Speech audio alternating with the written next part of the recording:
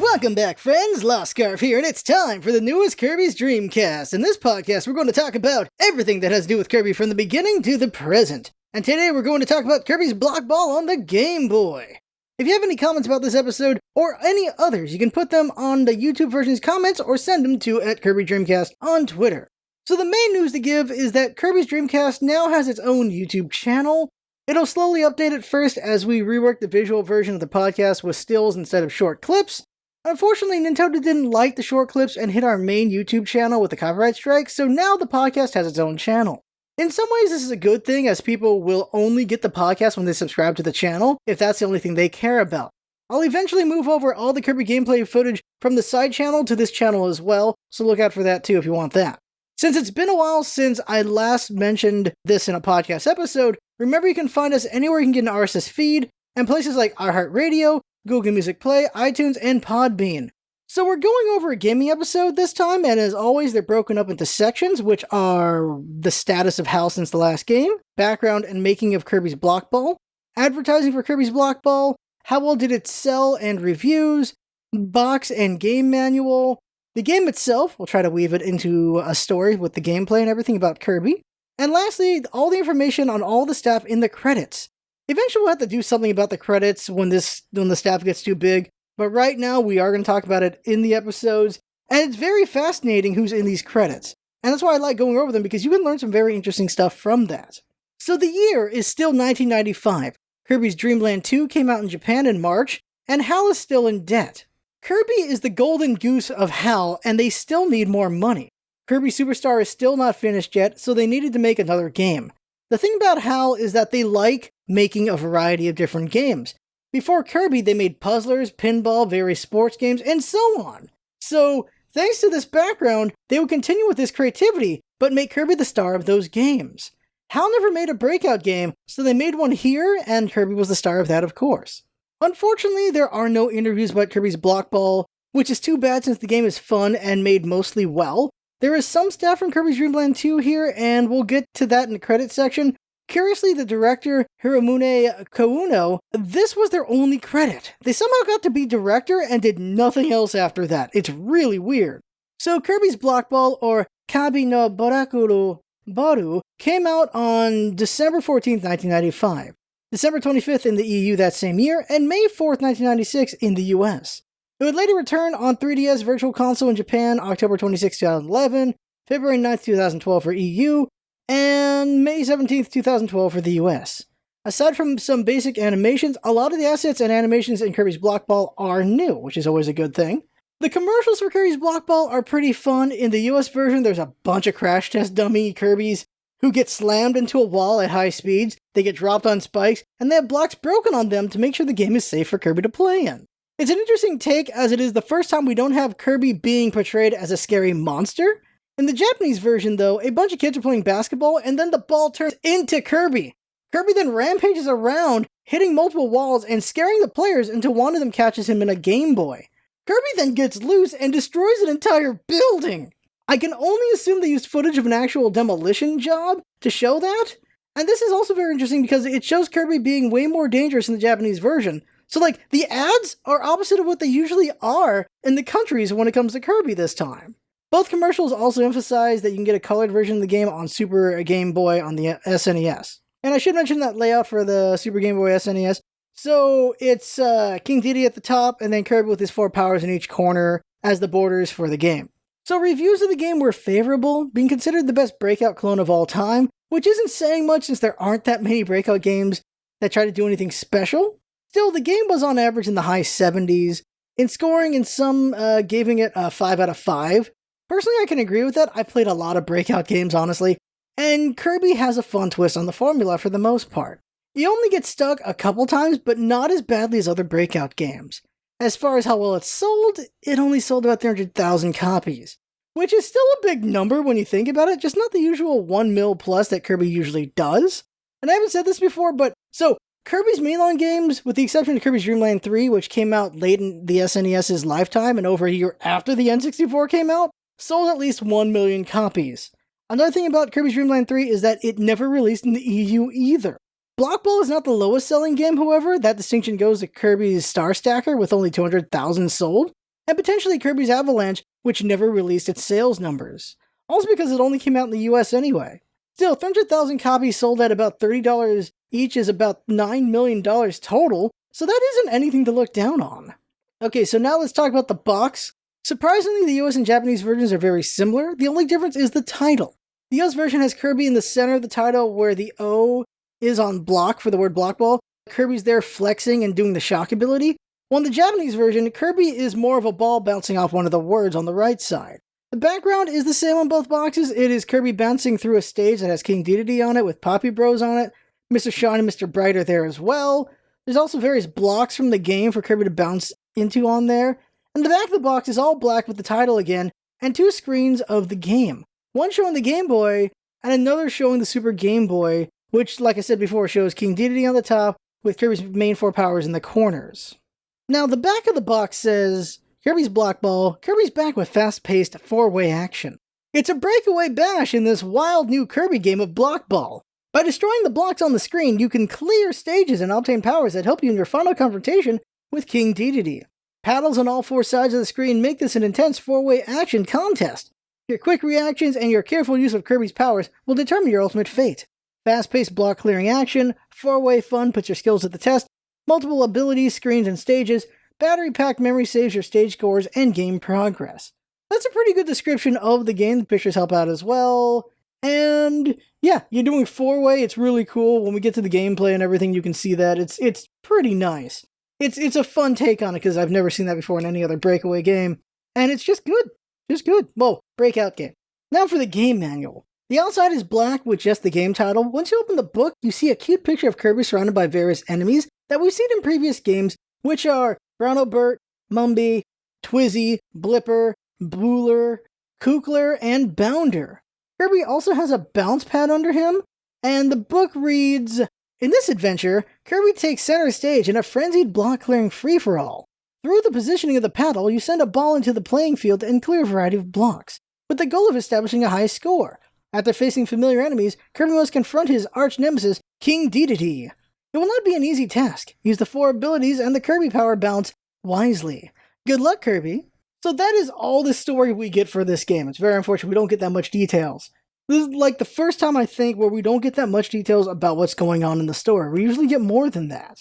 So then the following pages do a good job of explaining the game, like how spikes, the pads, blocks work, how Kirby's 4 powers work, the different symbols on the stages, how the level layouts work out, which is 3 areas of block clearing, then a target shooting area, and finally the boss area. The target shooting area, we're going to call it the mini-boss area because that's really what it is.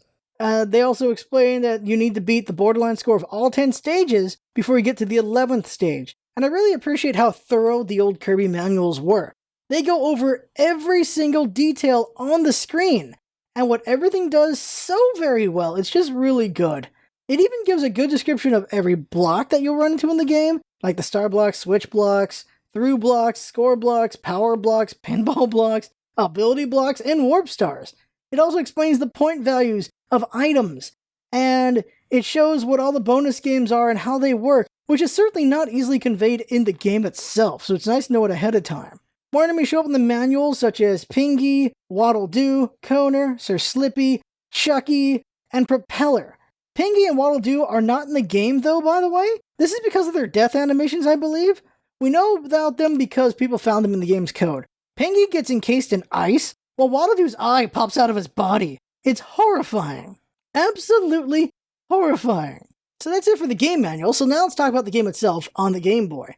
So before I try to weave the gameplay into a story, let's go over everything about the game that I probably can't make into a story. Like the opening. So the US opening is Kirby floating on a cloud and then descending onto the game title, where he does Spark on the O in Block Ball. The music is a new track, which I like, and the Japanese version's opener is just the title screen with Kirby bouncing off in ball form off the road on the right, just like the box art for the Japanese version. So the way Kirby's Block Ball goes is this, and that it's a breakout game, with Kirby's concepts on it.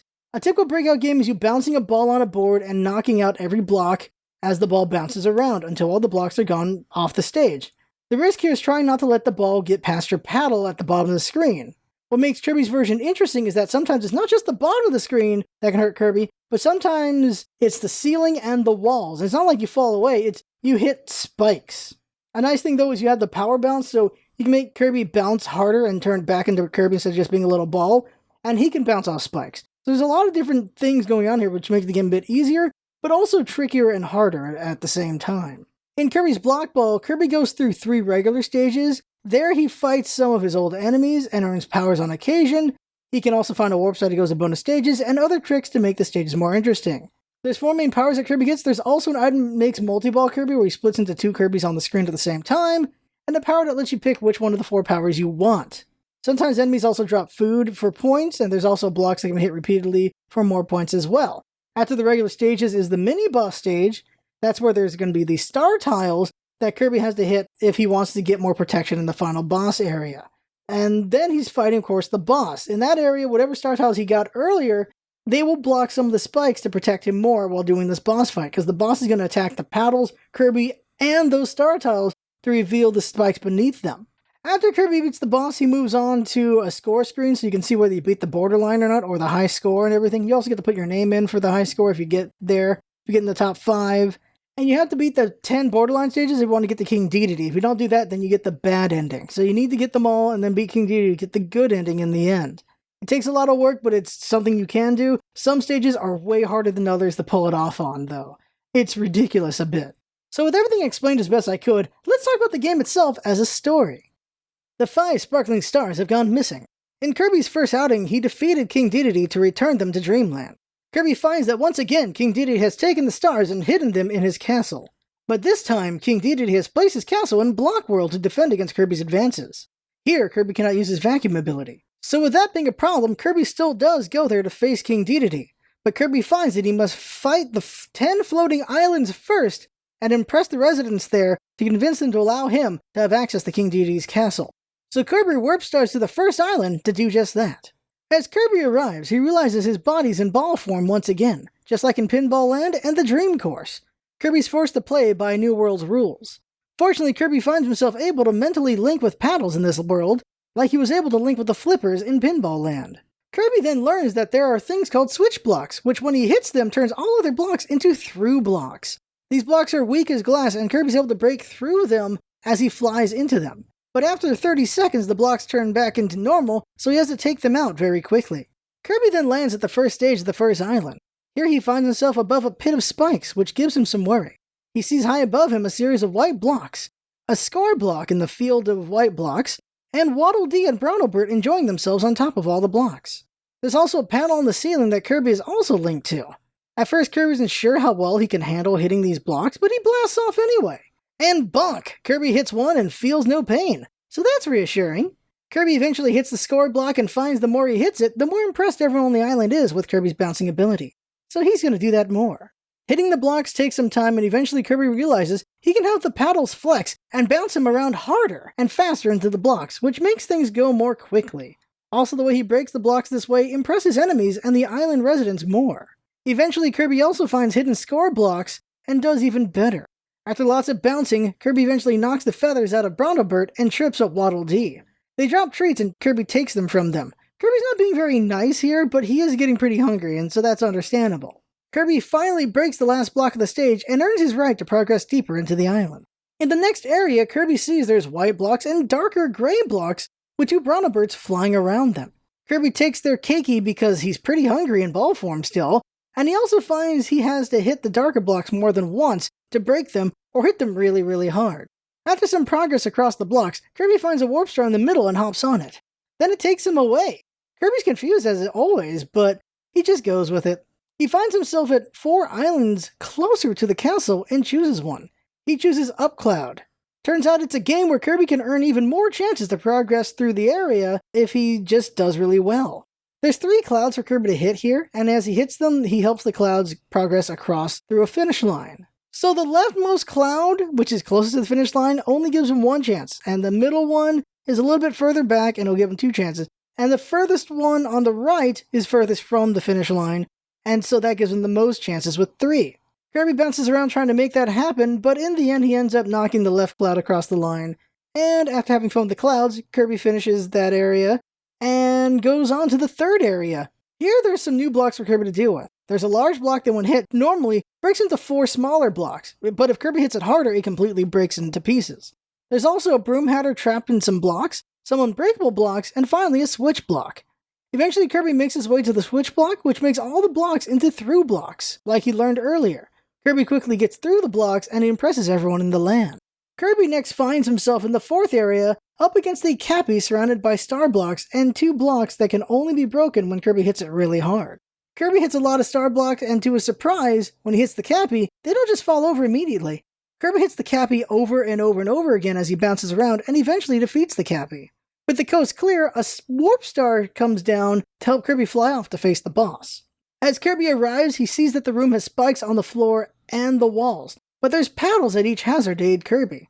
Then to make things even more helpful, Kirby sees that the star blocks he hit earlier actually freed them to come here to help Kirby protect him from the spikes for a moment so he doesn't just hit them immediately if he falls past the paddles.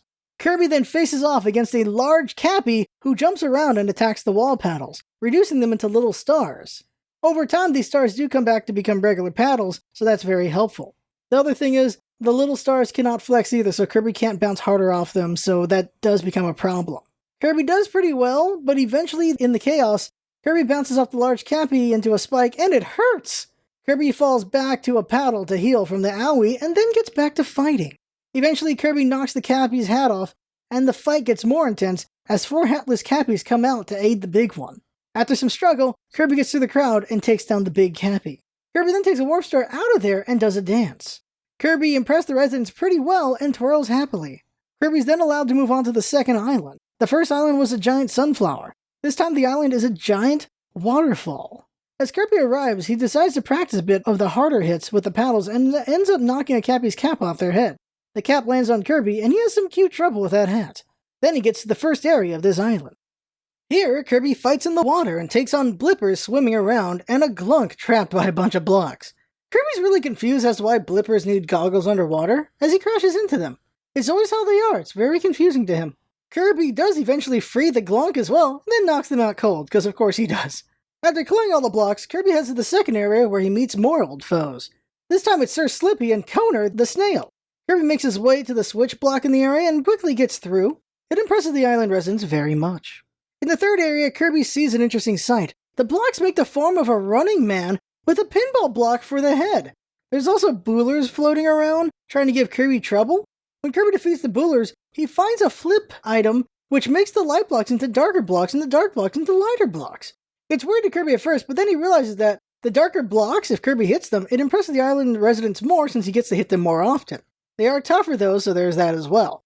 As he's breaking the running man though, Kirby eventually finds a warp star and goes to the bonus islands again. This time Kirby goes to the air hockey island and takes on a UFO in air hockey. Back and forth they bounce the ball at each other, trying to make it go by their opponent to the goal. Kirby does well and defeats UFO 3 times. And Kirby does a cool spin jump whenever he wins, and he cheers as he's given 3 more chances to impress the island's residents. Kirby then goes back and finishes off the running man to progress. In the fourth area, Kirby finds himself taking on an extra tough Squishy as he hits star blocks, eventually getting onto the warp star after defeating that Squishy.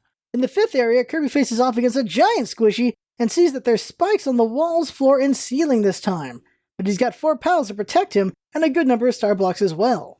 Kirby does pretty well at first, bouncing up Squishy's head, but eventually Kirby finds himself in Squishy's tendrils, and they try to throw Kirby into the spikes. Fortunately, the paddles protect Kirby.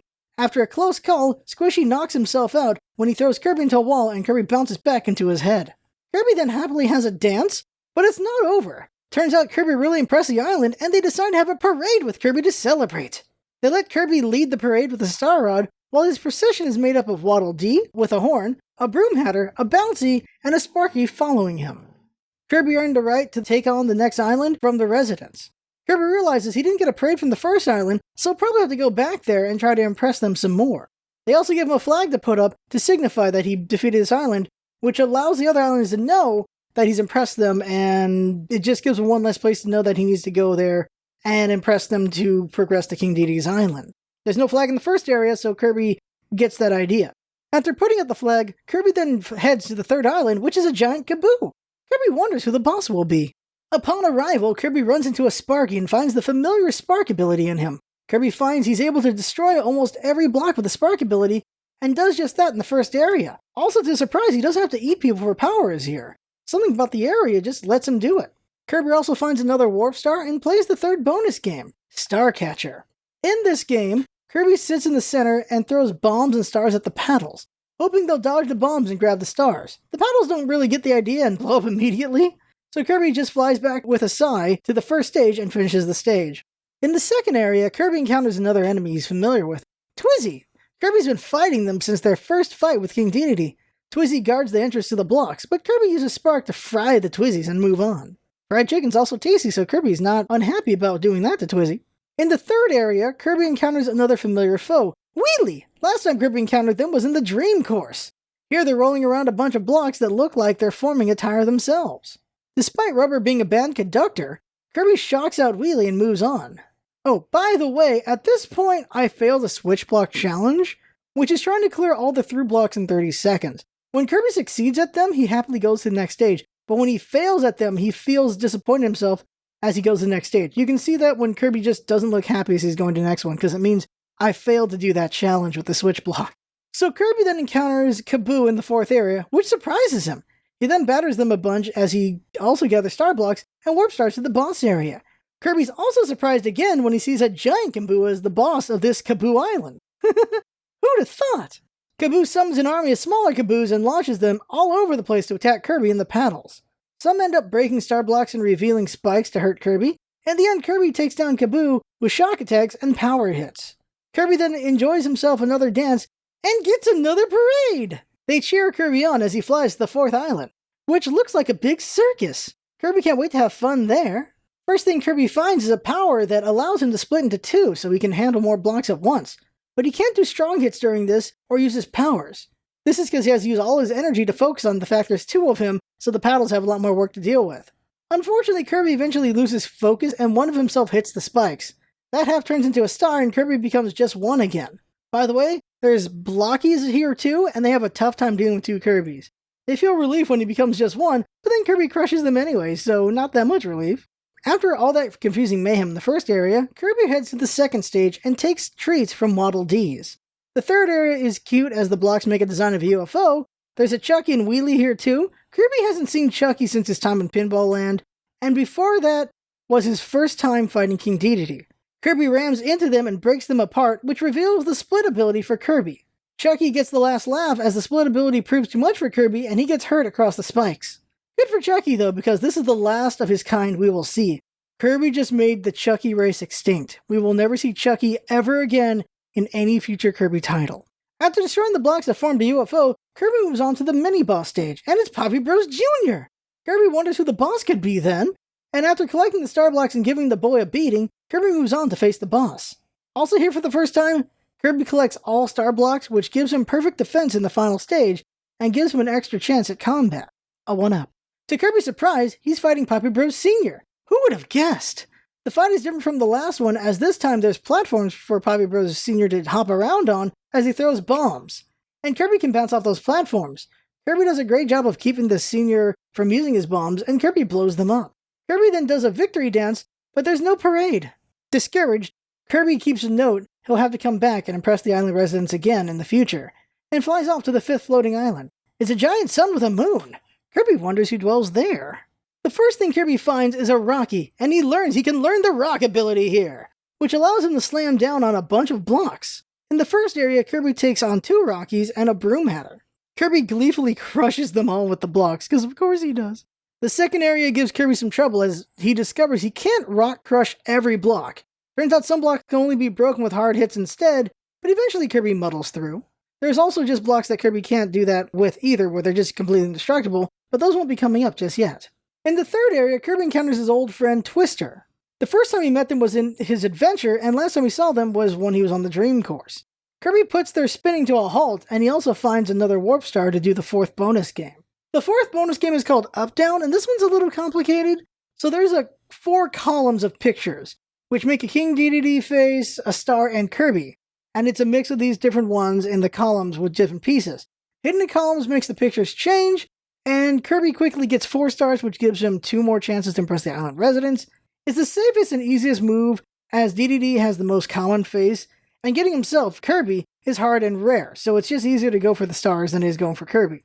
Back in the third area, Kirby crushes blocks and finds that he can repeatedly use his power almost instantly, and that when he lands, he always bounces to the right. This helps Kirby crush more efficiently and take out score blocks smartly. In the mini-boss stage, Kirby runs into Mr. Shine. He's a moon guy. Kirby fights him a lot. First time was on his big adventure. Usually he has some other guy with him though, and Kirby wonders if they had a falling out. Mr. Shine rolls around looking for a fight, and Kirby crushes him to make the star appear. At the boss stage, Kirby sees Mr. Shine again, and this time he's good and mad. Kirby quickly dispatches the moon with a series of bonks and slams with rock ability, but not before he shots some platforms with mini-moons. With him defeated, Kirby thinks it's over, but then from the sky comes Mr. Bright. Oh yeah, the sun guy, Kirby thinks.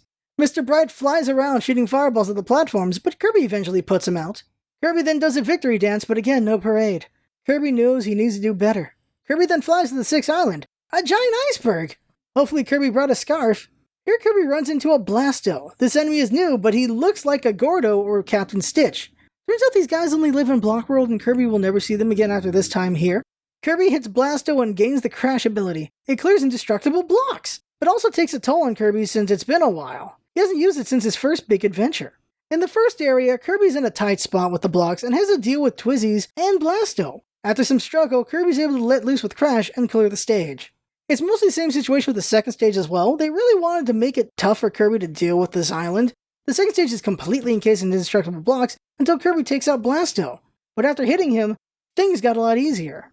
In the third area, Kirby faces a familiar foe, Scarfy. This cute demon pig has been throwing down with Kirby since his first fight with King Deity.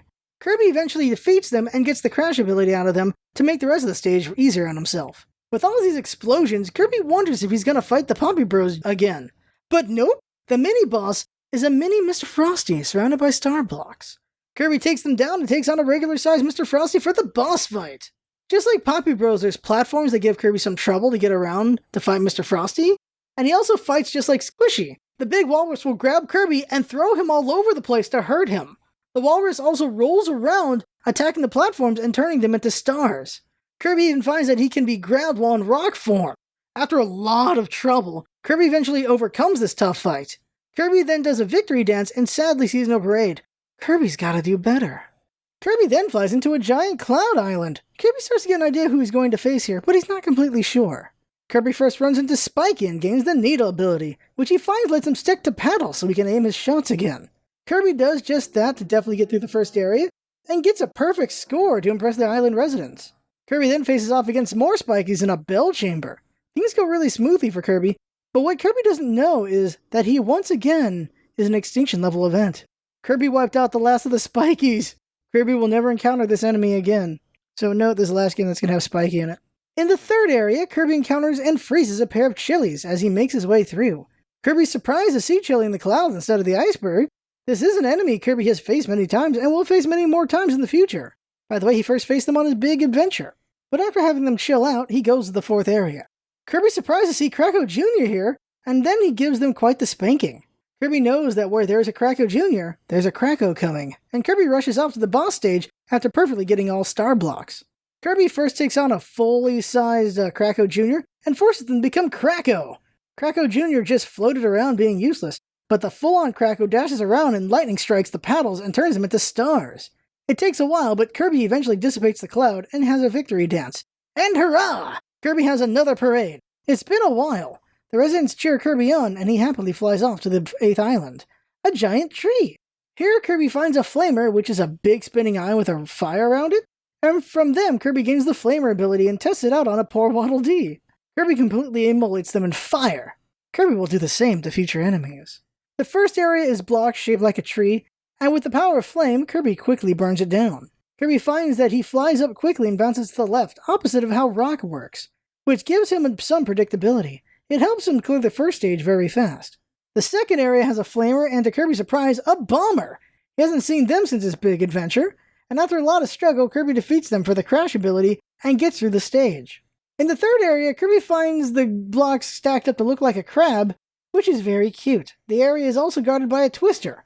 Getting through this area makes Kirby very hungry. Unfortunately, Kirby lost the flame ability in the last area, so he couldn't steam this crab block construction. Through his trials on this island, Kirby unfortunately landed on the spikes a lot. Going into the mini-boss area, Kirby only has one chance left. Here, Kirby fights a cute little Wispy Woods. Kirby fights him a lot and takes this as a fun opportunity to bully the big mean tree, since it's a little tree. Kirby then regrets the bullying when he faces off the usual huge Wispy Woods in the next area. Wispy takes up the entire top half of the area. He constantly drops Gordos, which heavily damage the floor, and Paddle. Wispy also spits Air Blast to bounce Kirby around, and after a lot of close calls, Kirby somehow defeats Wispy Woods and makes them cry. Kirby then victory dances and is not surprised when he doesn't get a parade. Kirby had a rough time here after all. Kirby then flies off to the 9th island, a giant balloon! First things first, Kirby runs into a Bouncy, which gives him the ability to choose any of the 4 powers he used before. In the first area, he crashes into her and chooses Flames so he can burn up the blocks quickly. Bouncy, by the way, is a girl ball who uses a spring machine to get around. She looks a lot like Kirby, but doesn't have the mouth or the galaxies in her eyes. She was enlisted by Sleepy King Deity to take on Kirby when Kirby teamed up with his furry friends in Dreamland 2, by the way. After getting through that area, Kirby runs into Blasto and clears out the second stage fairly well. Using Flamer ability was a good idea, Kirby thinks. Then Kirby runs into 2 Crack Tweets in the 3rd area. These are cute little birds that he first met in Pinball Land when he broke them out of their eggshells, and Kirby's pretty hungry, so he roasts them up real good. Then, thanks to the predictability of the flame power, Kirby clears the stage very fast. In the mini-boss area, Kirby faces an old foe, a mini Kabula. Kirby hasn't seen them since his first time out. Kirby burns through the star blocks and mini Kabula very quickly. Kabula is basically a big blimp with a cannon. That's what they are, and we haven't seen them since the first game. They don't show up that much in the Kirby games. Then he goes up against a regular Kabula. The first time they fought, it was a plane battle in the skies. This time it's a bouncing battle in the sky. Kabula fires cannonballs and wrecks paddles and star blocks, but Kirby fights back with strong bounces from all sides, ultimately blowing the air out of Kabula. Kirby has a victory dance, finds no parade, sighs, and flies to the final floating island. A floating gear! Feeling confident in himself, Kirby does a little trick as he arrives involving 2 Waddle Dees, 2 flip switches, and becoming 2 magicians. In the first area, Kirby faces an enemy he truly hates. Booler. No, not Booler. Propeller! This evil creature would take Kirby's animal friends and chuck them into the distance. With no animal friends and only rage, Kirby breaks through the block barricades and lights Propeller ablaze. Then after some bonus game fun, Kirby clears the area and moves on to the second area. Kirby burns up the stage very well. He burns right through Bouncy and a Mumby right from the start. Then after some trouble, he finishes the rest. Now the third area is interesting. It's a big swirl of blocks that can only be broken with strong hits, but Kirby bounces into it to reach a Kukler and score block. Kirby gets really dizzy going through and doing all that bouncing. Kirby tackles the stage perfectly though, and he had a lot of fun, so that's good right there. But then it's time to get serious as he heads to the mini-boss stage. By the way, Kirby was quite surprised when he ran into Kukler. He hasn't seen them since his first outing in Dreamland. In the mini-boss area, Kirby takes on a foe he's never seen before. It's a guardian of this island known as Brobo. Kirby waves at them and then remembers that everyone here works for King Deity and he rushes the diminutive robot. After knocking some gears loose, the robot is scared off by Kirby, and then Kirby rides the warp star after collecting some more star blocks. At the boss area, Kirby is surprised to see Brobo, who is good and mad now. Turns out it was just the head, and now they're in their body. The suit throws their fists at the paddles to break them down, but Kirby gets in a good angle and quickly breaks the Brobo down. The island is now defenseless, by the way. But Kirby did a good job impressing everyone and gets a parade! Kirby happily leaves the 10th island and goes back down to Dreamland, proud of doing a good job in Blockland. Kirby gets a travel sack out with some lunches and leaves. The end. Wait, what? The end?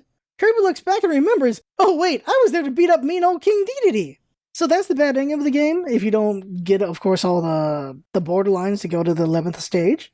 And by the way, Brobo was the only original boss in this game and will not be seen again until Kirby's Star Allies, where when Kirby uses the stone ability, he turns into a statue with them and Grill.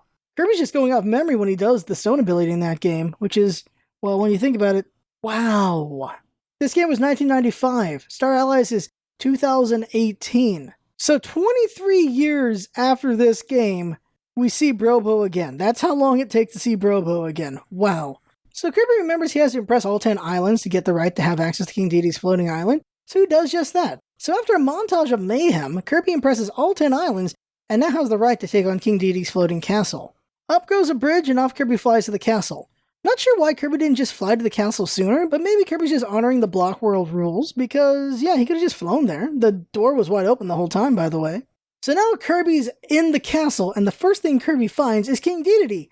Kirby flies straight at him, but bounces off an impenetrable wall of blocks protecting the king. This starts to make the king cocky, but then Kirby hits a Kukler to get the crash ability and bonks King Deity. Kirby has a victory dance, but it's not over.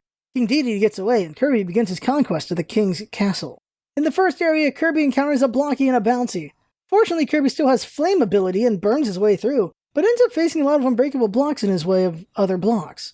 So Kirby burns up Blocky and Bouncy, and then he finds Bouncy had the item that lets Kirby pick different powers again, and he uses that to get the Stone ability and crush the rest of the blocks.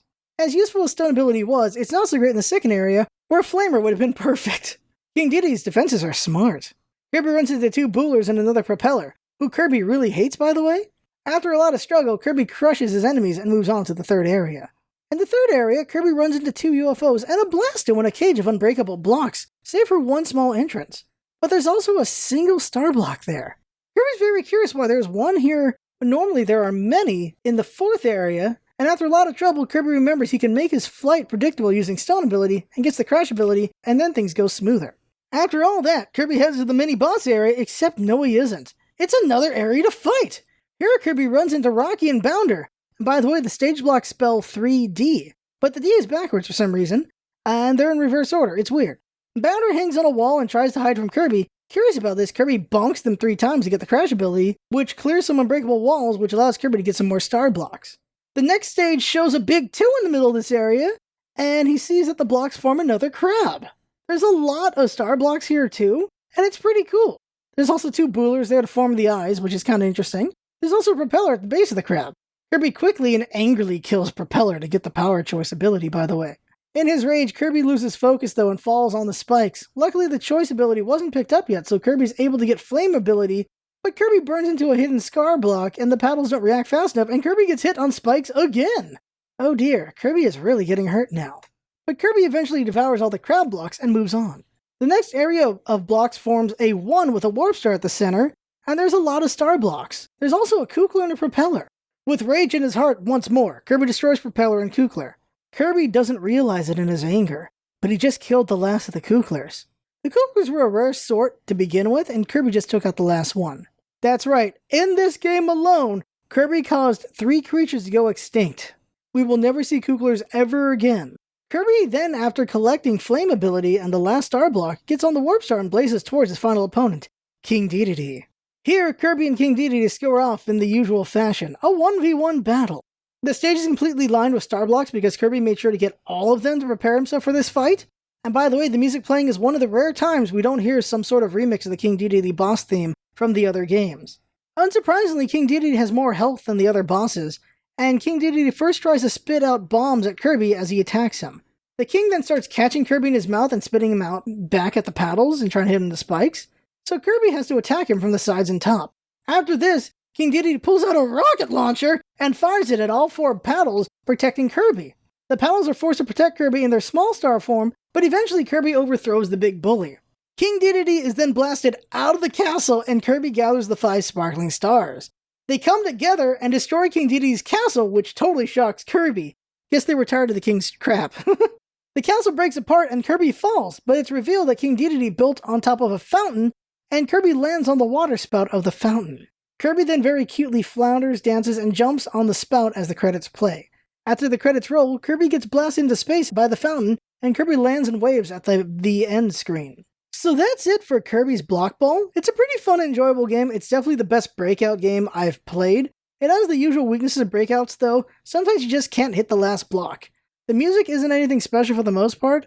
My favorite song is definitely the end credits song, which has a little mix of the Candy Power song in it too. It's interesting, and out of the spin-offs this is fun, but there are definitely better spin-offs coming up. One thing I didn't mention earlier is the game over screen. What happens is Kirby is defeated and he has a bandage on his cheek as he chooses continue or end. The first time we don't get Master Hand in the game over screen, by the way. He's like in every game but this one, it's weird. Well, also, I guess Pinball Land, where Kirby just ends when you finish that one. But every other one, it's always been Master Hand in the end, so it's really weird not to see him here. Also, after beating the game, if you go back to the file selection screen, it shows Kirby with a star wand and a crown, so that's nice. As far as secrets go, there's not much, unfortunately. There's that thing about Penguin and Waddle Doo that I mentioned before being cut out of the game. Then there's also, if you break the borderline for King Deity's castle, you can press B over the castle and have access to the 4 bonus games anytime. Not much of a game, but there you go. That's the only thing you'll get. Breaking his borderline lets you play the bonus games anytime you want. That's the only secret. Only other secrets are if you were to crack the game and go into the files and everything, you could find like unused games. Unused stages. That's about it. Random trivia I didn't mention before elsewhere. Kirby was originally planned to be the paddles in this game, which is weird since he's already a ball, so I don't know why they did that.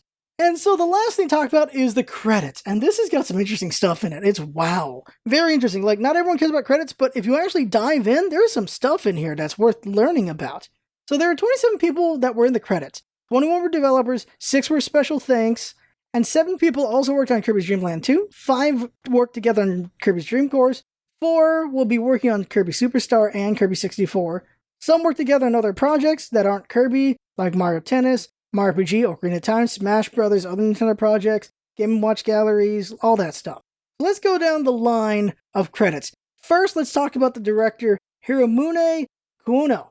There's nothing to talk about. This was their only credit. I don't know if it's a fake name or what, but this is the only game they ever directed or even worked on. I don't know how you get to be director of one game and that's it, but this was it. The CG designers were Isao Shirayama and Yu Katao. Shirayama will eventually work on 3 Game & Watch galleries as designer, and that's it, while Katao will never work on another video game again. Wow, these credits on some of these people. The animation team was Kazuya Miura, Yoshiko Okubo, and Sune Kubota.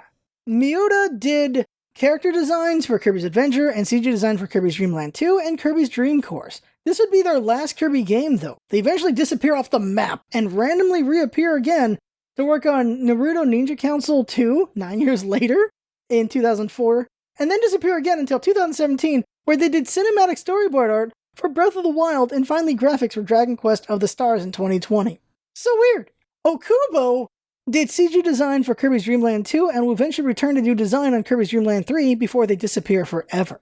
Lastly, Kubota, longer career, they'll return to rework on Kirby's Dreamland 3, Kirby 64, Nightmare in Dreamland, Air Ride, Kirby Superstar Ultra, Super Smash Bros. Melee, and Canvas Curse as designer in various fashions.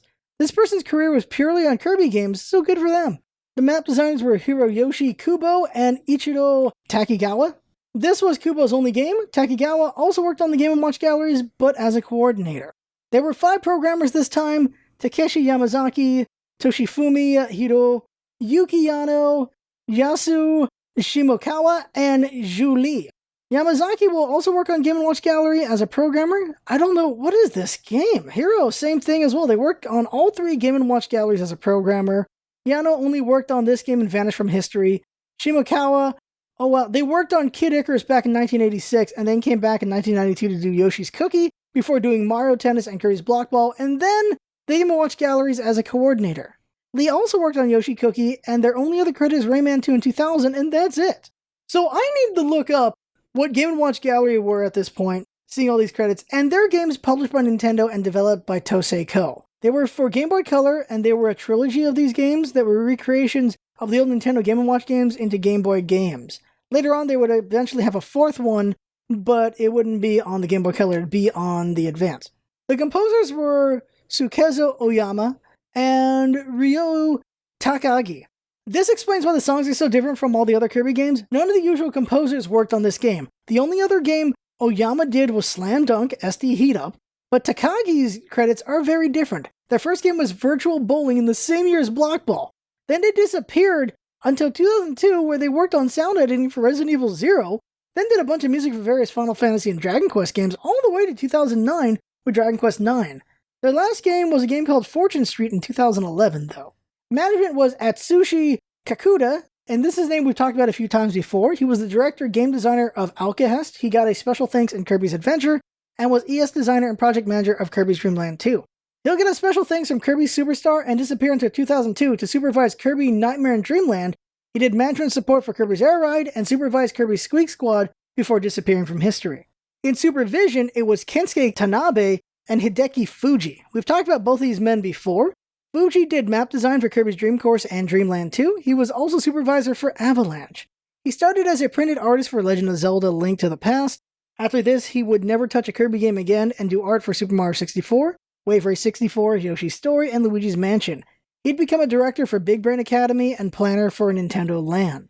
Kensuke Tanabe is a legend we've mentioned so many times already in Kirby credits. He was supervisor or producer of over 200 games for Nintendo. I don't mean was, he still is. He does so many games. Just like Fuji, he was a map designer on the same games and supervisor for Block Ball. Eventually, he'll advise on Superstar and be assistant manager for Kirby 64. He'll be in the credits for a number of other Kirby games in the future, so we'll talk about him then too. This guy is still active today, by the way. He's producing Paper Mario Origami King and Metroid Prime 4 right now. The special thanks are Masao Masakusa, Hitoshi Yamagami, Kenji Okamoto, Takeji Basho, Hitoshi Fukushima, Marcus Lindblom, and so many players. This is Masakusa and Basho's only credit. Okamoto is on the special thanks for many games, lots of Dragon Ball Z games by the way.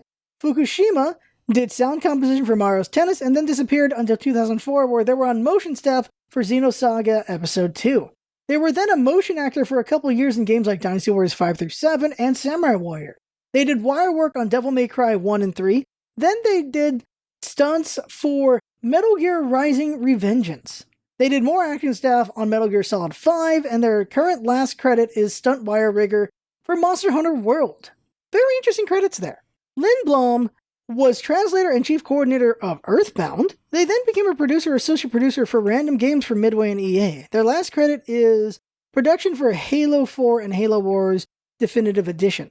And lastly, there's Yamagami. This guy might be why we saw so many Game Watch credits for the other people, because he directed all 4 of the games for that. So he must have remembered these guys and brought them over to those games. Yamagami is another Nintendo legend that not many people know about. He has directed, produced, or supervised over 100 games for Nintendo. He'll be the director of Kirby Star Stacker. His first directing job was Yoshi's Cookie. Oh, he directed Tetris Attack. Apparently he's just the big puzzle guy. Like, he just does those games. Puzzle's not the right word, but like Kirby's Avalanche, Columns, those kind of games. Those are the things that he did. He was the producer or task manager on every Pokemon game after Gold and Silver. All of them. All of them. He was also involved in every Fire Emblem game since 2003. His credits list is just amazing. We will see him again in many more Kirby games, too, as he's producer. His last credits are for producer for Fire Emblem Three Houses, Astral Chain, Super Kirby Clash, Pokemon Sword and Shield, Tokyo Mirage Sessions FE Encore, and Pokemon Mystery Dungeons Rescue Team DX. Oh, I was wrong. He's on the credits for every single Fire Emblem game. Any game he wasn't a producer or something, he was special thanks. Even the original Fire Emblem. This man was involved in a lot of stuff. So many fascinating credits, and we still have 3 more people to talk about. The producers were Shigeru Miyamoto and Junpei Yokoi. We should all know who Miyamoto is. He is the father of Donkey Kong, Mario, and The Legend of Zelda. He's worked on an insane number of Nintendo titles. The big ones, of course, are like F-Zero, Star Fox, Pikmin, Excite Bike, Pilot Wings, so many games. He was also important in the birth of Kirby, as we've covered in past podcast episodes. Now, Junpei Yokoi is an early Nintendo legend that I'm sure no one knows about, so let's talk about him. He produced many of the classic Nintendo gems like Donkey Kong, Mario Bros., Duck Hunt, Balloon Fight, Metroid, Kid Icarus, Dr. Mario, Fire Emblem, and so many more until his untimely death in 1997. He died when he saw a car accident, and he parked and got out, and a car hit his car, and he died. It's very unfortunate. He was also the father of Rob the Robot and the Virtual Boy. He actually resigned the year before his death. It was believed it was because the Virtual Boy's flop, but it was actually just so he could make his own company. Block Ball would be his 7th to last credit. So look at that, we just learned about the man who created Rob and Virtual Boy, isn't that something? I love looking at the credits, we learned so much. The last man on the credits is the executive producer, Hiroshi Yamauchi, the great-grandson of the founder of Nintendo. This man was president of Nintendo for 50 years. He had an eye for talent and would see Nintendo's rise in the console world from the NES all the way to the GameCube. He then retired and passed leadership for the first time not to a family heir, but to Satoru Iwata, a founding member of HAL. He made Iwata the president of HAL when he saved them from bankruptcy. So during this time, that's what's going on with Kirby's Block Ball. Iwata is the president of HAL, trying to pay off the debts. Kirby's Block Ball is the newest game, so that's what's going on. Satoru Iwata, by the way, would in turn bring out the Wii, which skyrockets Nintendo, and he was working on Nintendo Switch before his untimely death in 2015. It's very sad that he died before he could see the success of the Nintendo Switch. By the way, Yamauchi would die in 2013, so he got to see the Wii take Nintendo to greater heights, but he also got to see the woes of the Wii U before his death as well. So that right there is every single detail there is to learn about Kirby's Block Ball. It wasn't the best spin-off game, but it was enjoyable for what it was, and it's definitely the best breakaway game I've played. The next game we'll be working on is the Japanese-only game known as Kirby's Toy Box. It's a series of mini-games. Interestingly, one of the games has been lost to time. There's no way to play it in this day and age anymore, which sucks. It really is unfortunate when that happens to games, but we'll go over those details in the future. Next episode will be Kirby's Right Back at You, episode 39. So that's Kirby's Dreamcast podcast. I had fun talking, and I hope you had fun too, and that's what it's all about, isn't it? Having fun. Thanks for coming by, and see you next time.